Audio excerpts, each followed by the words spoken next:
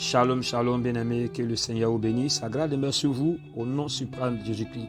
Bienvenue dans notre série d'enseignements portant sur le thème « Les fondements relationnels pour une église de sommet ». Alors, bien-aimés, après avoir parlé la semaine précédente des relations entre les leaders et les chrétiens et les fidèles, nous parlerons cette semaine des relations entre les chrétiens eux-mêmes, ce qui constitue le socle, le fondement d'une église de sommet. Alors, bien-aimés, selon Actes des Apôtres, chapitre 2, verset 42 et suivant, la Bible dit ceci, que les fidèles, les chrétiens persévéraient dans l'enseignement des apôtres, dans la communion fraternelle, dans la fraction du pain et dans les prières. Au verset 47, il nous dit, et le Seigneur ajoutait chaque jour à l'église ceux qui étaient sauvés. Alors, bien-aimés frères et sœurs dans le Seigneur, toute église qui veut s'élever vers le sommet spirituel et devenir un instrument d'influence doit comprendre cette vérité. La force d'une église ne se mesure pas à sa taille, ni à sa grosseur, je dirais, mais à la qualité de ses relations internes. L'église primitive, l'église des apôtres, n'avait pas de cathédrale, n'avait pas de projecteurs, n'avait pas d'instruments modernes, n'était pas climatisée comme aujourd'hui. Mais elle possédait une communion authentique, un amour sincère et une unité profonde. Ce qui a fait de cette église-là une église de sommet, une église de puissance et qui a favorisé son expansion rapide. Aujourd'hui, beaucoup d'églises s'écroulent, se cassent, se divisent, non pas à cause de manque de prière ou de dons spirituels, non, bien-aimés, ni le manque de la modernité, non. Ces églises ont tout ce qu'il faut pour exister, mais à cause du manque des relations de qualité, de communion et de véritable amour, ces églises-là sont divisées, ces églises-là ne résistent pas. C'est pourquoi le thème que nous allons traiter est important aujourd'hui, bien-aimés. La relation entre les fidèles, le socle d'une église de sommet. Bien-aimés, au grand 1, nous parlerons de la relation, le ciment qui unit l'église. 1. Sans relation, il n'y a pas d'église vivante. Dieu n'a jamais voulu que sa maison soit un lieu d'individualisme, mais une famille spirituelle.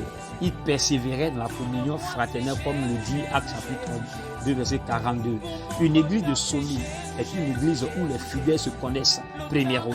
Une église où les chrétiens et les fidèles se soutiennent et s'aiment mutuellement, réellement. Alors, bien aimé, c'est cet amour-là qui va permettre à l'église d'exister et de monter, d'accomplir sa position, son rôle de libérateur, son rôle d'impact au niveau de la société. Deuxièmement, l'unité des membres attire la présence et la bénédiction de Dieu. La Bible n'a pas dit que voici qu'il est doux pour les frères de demeurer ensemble, car c'est là que l'Éternel envoie la bénédiction. Là où les fidèles vivent dans la paix, Dieu établit sa gloire. Mais là où règne la jalousie, les murmures, les critiques, la gloire se retire. Alors, bien-aimé, il va falloir que tu sois un acteur d'unité, un acteur qui manifeste l'unité afin que la présence et la bénédiction de l'Éternel soient dans ta communauté, soient dans ton église. Troisièmement, bien-aimé, l'amour fraternel est la preuve de notre maturité spirituelle. Jean, le chapitre 13, verset 34 et 35, nous le dit, que nous paraphrasons, il dit « Aimez-vous les uns les autres comme je vous ai aimé. » Aimer son frère, même imparfait, c'est manifester la nature de Christ. Ce n'est pas la prière seule qui bâtit une église forte, mais l'amour qui unit les prières. Alors, bien aimé, si l'amour circule entre les fidèles, l'église grandira et en maturité, je dirais, en puissance et en impact.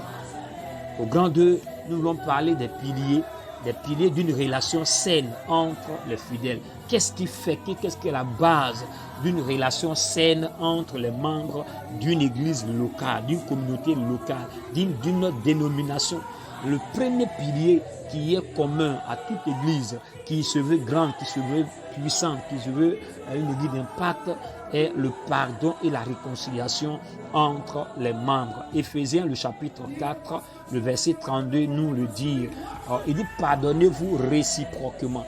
Pardonnez-vous réciproquement comme Dieu vous a pardonné en Christ. L'apôtre Paul est en train de révéler le secret, de révéler l'une des valeurs, l'une des bases, l'un des piliers essentiels pour que l'Église soit puissante, pour que l'Église soit une Église d'impact dans sa génération.